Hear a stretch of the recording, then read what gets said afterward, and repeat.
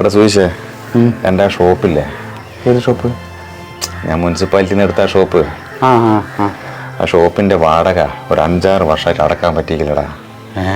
വാടകയും പലിശേൻ്റെ പലിശ എല്ലാം കൂടെ കൂട്ടിയിട്ട് എല്ലാം കൂടി ഒരു 10 ലക്ഷം റുപ്യേൻ്റെ അടുത്തുണ്ട്. 10 ലക്ഷം റുപ്യ?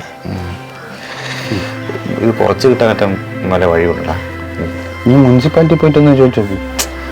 ആടെല്ലാം ചോദിച്ചു നോക്കിയടാ, ഒരു കാര്യമില്ല. എന്നാ പിന്നെ ഒരു കാര്യം ചെയ്യും, നമ്മളെ കമലെടുത്തിനൊന്ന് കണ്ടോക്ക്. നമ്മളെ കമലെടുത്തി? ആ ശരി. മൂപ്പർ വിചാരിച്ച കാര്യം നടക്കുമോ? ആന്താ കമലെടുത്തേക്ക് മുനിസിപ്പാലിറ്റിയിൽ ഭയങ്കര ഹോൾഡ് ഉണ്ടടാ.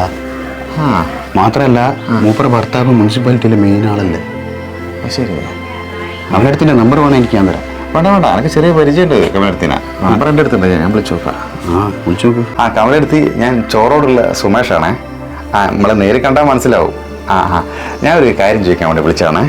പറയൂ. പിന്നെ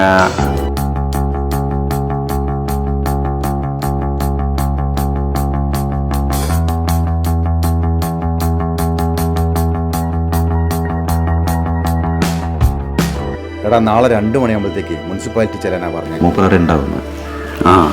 ആ സംഭവം നടന്നു തന്നെ കൂട്ടി കഴിഞ്ഞു. മൂപ്പർ വിചാരിച്ചാൽ നടക്കാത്ത കേസുണ്ടടാ. സമാധാനമായി. കുറേ ദിവസമായിട്ട് ഭയങ്കര ടെൻഷൻ ഇത് ആലോചിച്ചിട്ട്.